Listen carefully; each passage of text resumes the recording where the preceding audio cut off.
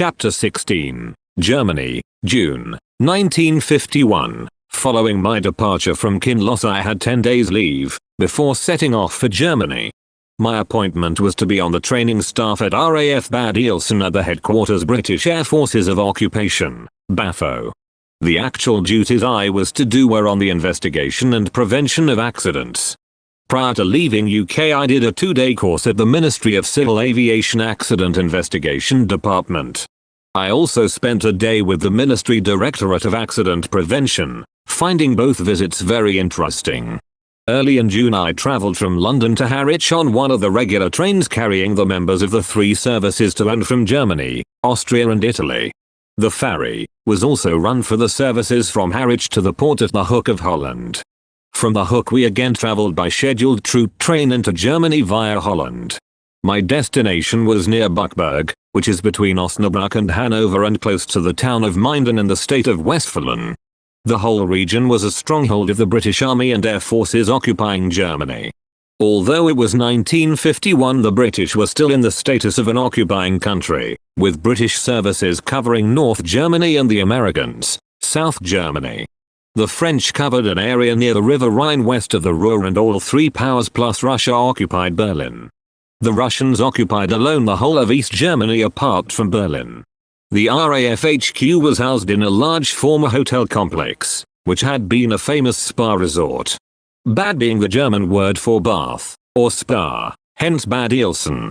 A few miles down the road was the town of Buchberg and nearby R.A.F. Buchberg at the former Luftwaffe airfield, where the Command Communications Squadron was based.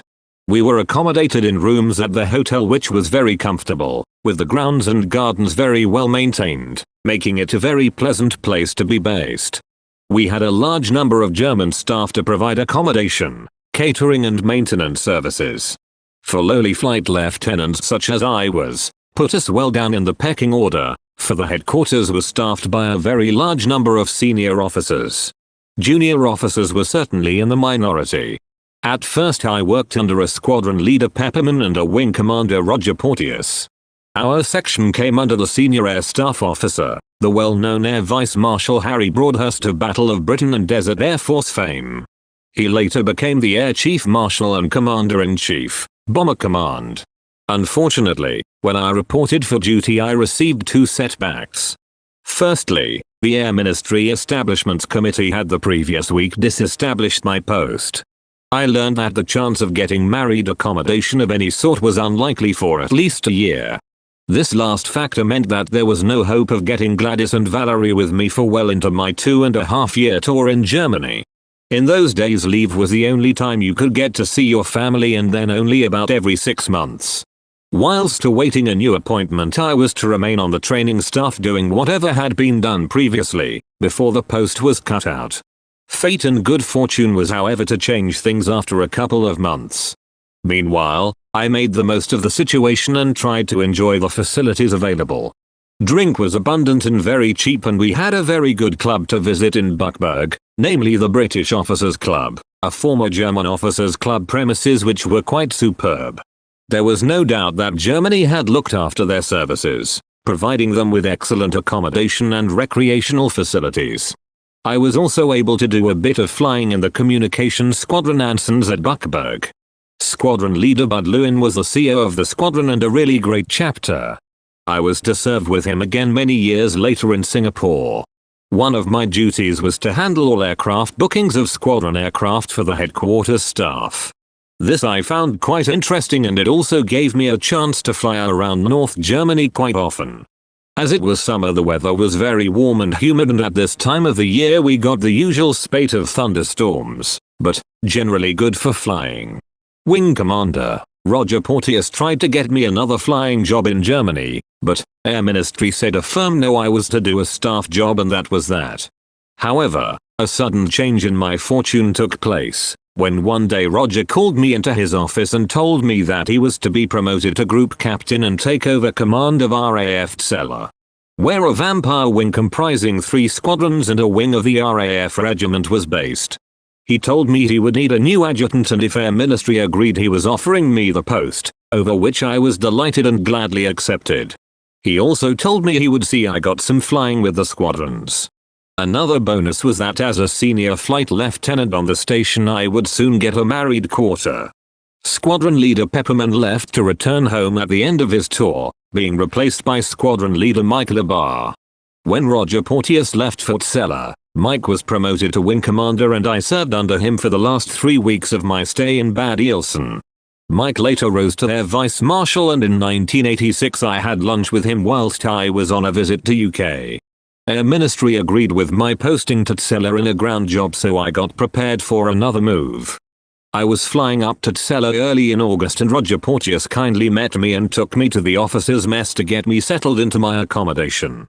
R.A.A.F. Tsella was a former Luftwaffe base which had been taken over by the R.A.A.F. during the Berlin airlift. It had been one of a number of transport bases from which the transport aircraft had flown supplies to Berlin. When the airlift ended, these bases had become fighter wings. Tsella had 3 squadrons, numbers 16, 93 and 94, all flying Vampires with 1 dual Meteor 7 on each squadron.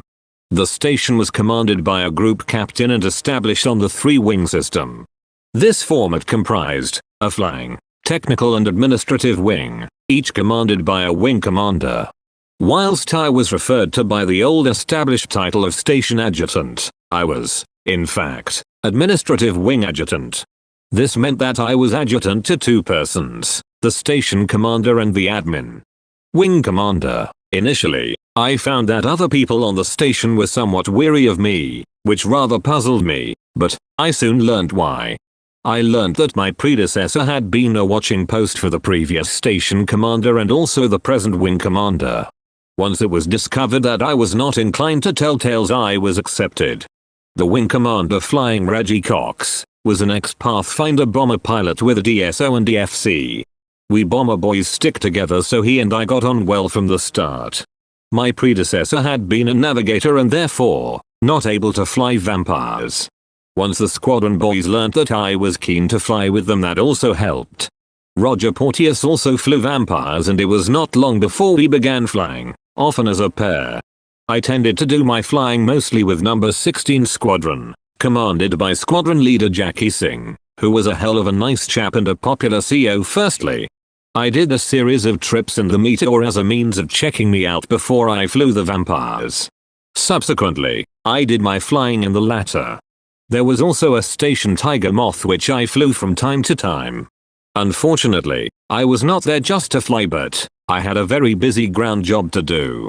I will never forget the first morning I was called in by Roger Porteous. I entered his office and he looked at me and said, "George, you will be no good to me as my adjutant without a clipboard and sheet of paper attached to it. I will be giving you a whole list of things I want you to do. Whilst you may remember many of them, you will forget some and they may be important, so off you go. Get your board and paper." It was a lesson of great value which I have always used and to good effect because it helped me become efficient in all administrative work that I have since done and in life generally. I found this advice has made me reliable and I extended the practice to always carrying a small notebook with me to jot down things to be done.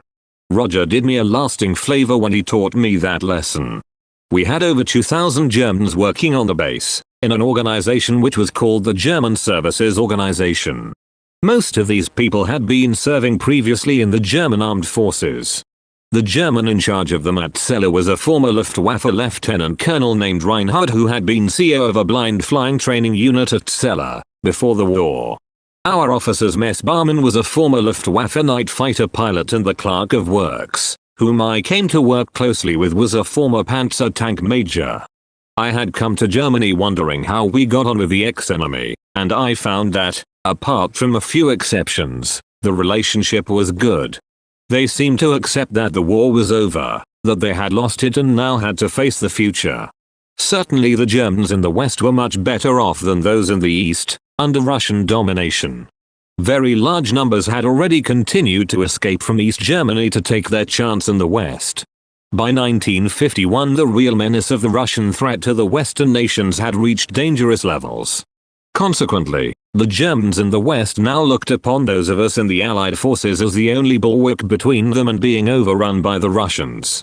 The Germans who had been on the Eastern Front or who came from Eastern Germany had no doubt as to where they were better off.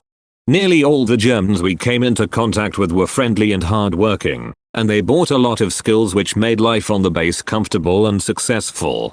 When I first got to Tsela, I had a Batwoman whose case was a sad one. She had a boy of 7 years of age and her husband had been lost on the Eastern Front. She did not know whether he was alive, or a prisoner in Russia, or dead, because Russia did not notify next of kin the fate of their loved ones. Her son had never seen his father because he was born after his father went missing. When one gets to live and work alongside people like this, you forget that they were once your enemy. The human tragedies pilots are the same for all. At this time things were beginning to ease in our relationships with the Germans. When I first arrived in Germany, we were still not allowed to fraternize with them, other than at work. British servicemen were forbidden to go out with German girls, although this did happen discreetly. The no fraternization rule was later dropped and life became a lot easier. We could now socialize with them, but certain pubs, clubs and other establishments in some areas remained out of bounds to all service personnel.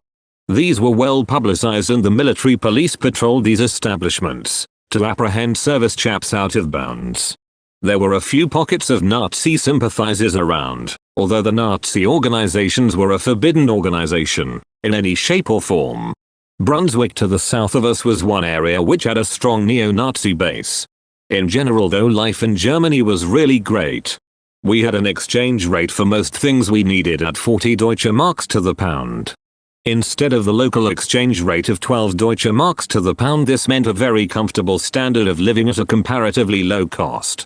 We also had marvelous leave centers where we could swim, ski and indulge in all sorts of fun activities very cheaply.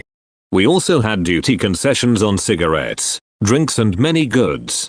We could buy a new car, and provided we had it for over a year in Germany before we bought it to UK, we did not pay UK duty. So we all tried to buy new cars as soon as possible. With the shortage of new cars and the higher expense in UK, this was a real benefit. Soon after I settled in at Tsela, I was told that I would be allocated a married quarter almost immediately. This meant that Gladys and Valerie would be able to come to Germany by September. Now I had something really good to look forward to, and I started to enjoy my work, which was varied to say the least. Amongst my normal adjutant duties, I was officer IC of the station cinema. We had a wide selection of good films provided by the Army Cinema Corporation, and we received new films as soon as they were released in UK, giving us several changes of program each week. I had a warrant officer from the accounts section to help me run the cinema, and the receptionist and usherettes were German ladies.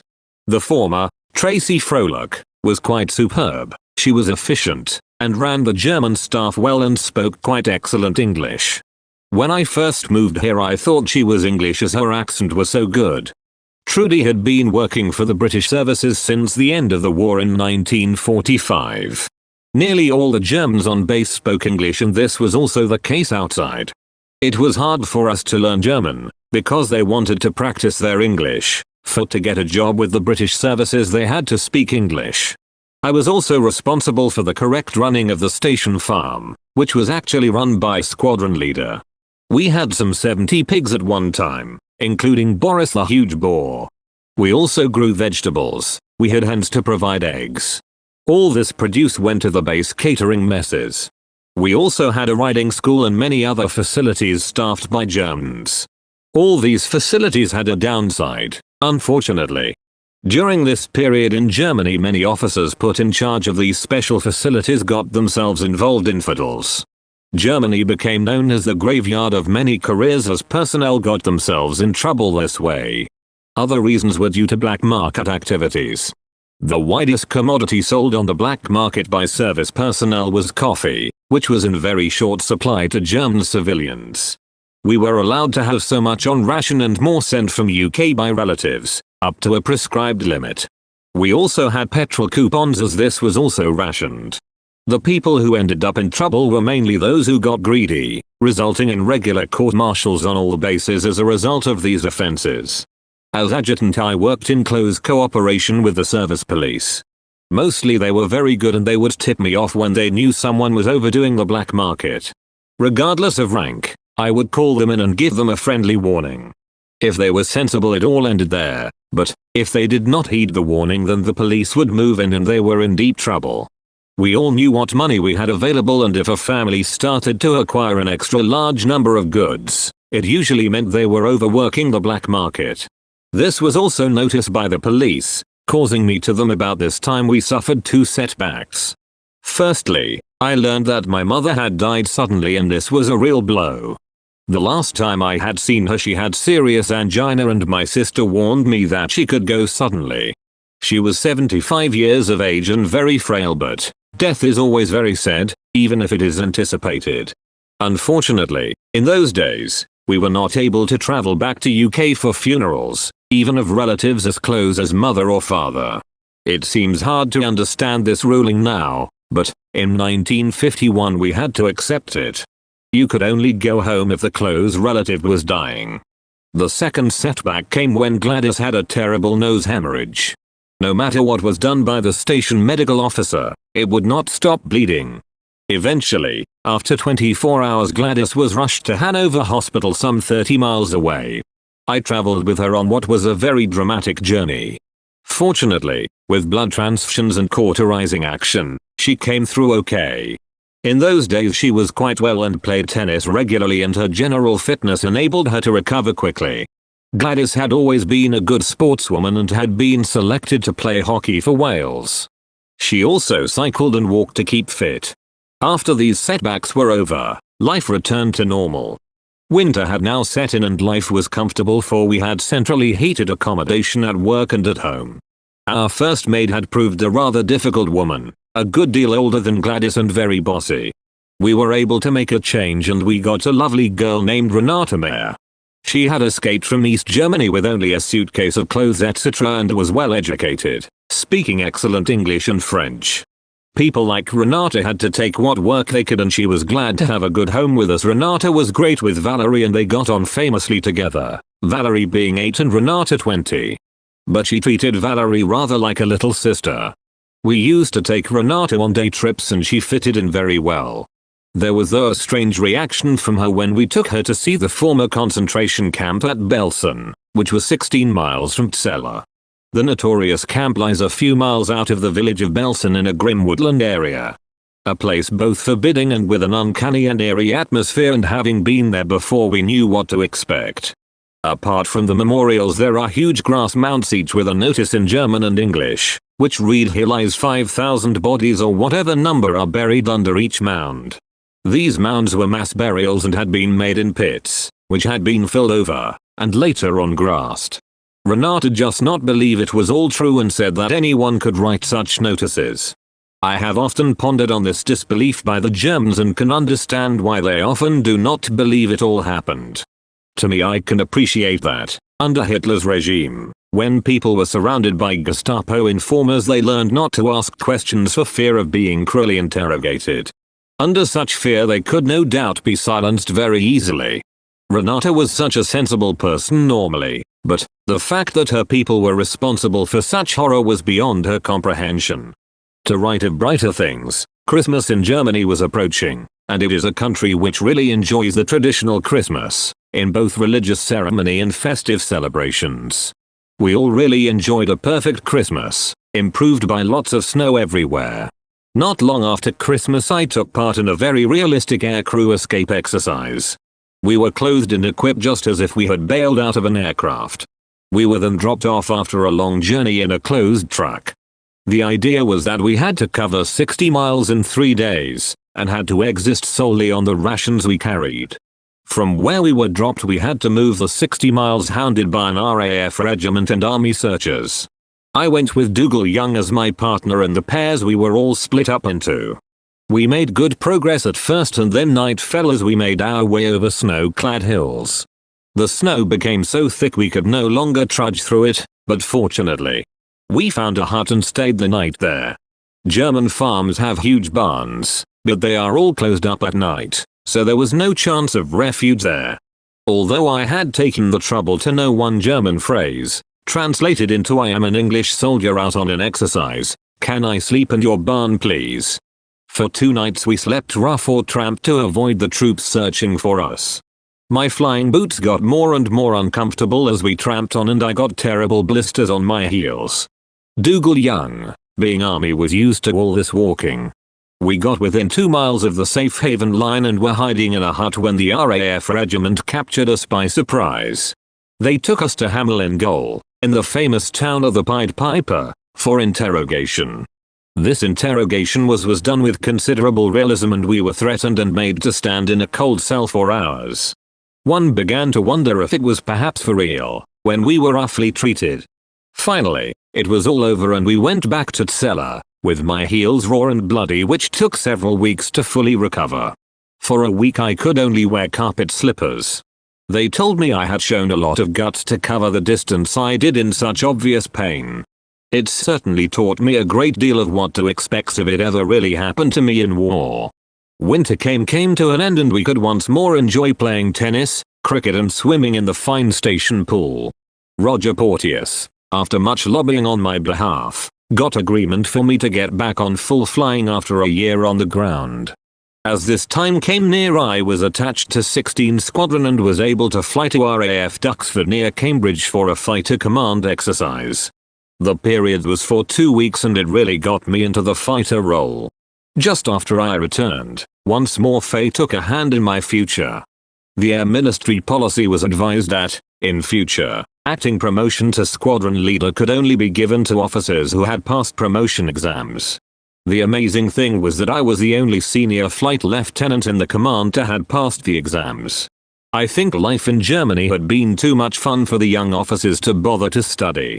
The British Air Force of Occupation had now been dissolved and we were, firstly, No. 2 Tactical Air Force and then later on renamed No. 2 Allied Tactical Air Force in NATO. The headquarters of R.A.A.F had a squadron leader liaison officer with the British Army in Trieste, in Italy, whom they had decided to replace. As the only eligible flight lieutenant for promotion, I was selected. Roger Porteous had hoped to get me back on flying and then give me a post as a squadron commander, but R.A.A.F and Air Ministry decided otherwise. Whilst I was disappointed at not getting back on flying, Gladys and I were very pleased that I was to be promoted. After all, I was a career officer, and this was a big step forward. I was required to go to Trieste at short notice and this meant that I would first go there alone to take over from my predecessor and then return for Gladys and Valerie 2 weeks later. We had bought a new car, one of the previously mentioned perks for being in Germany. I had taken delivery at Hamburg docks our new Ford Anglia and drove our new proud possession to Tsela. Firstly, though, I would go to Trieste without the car and travel by train and coach.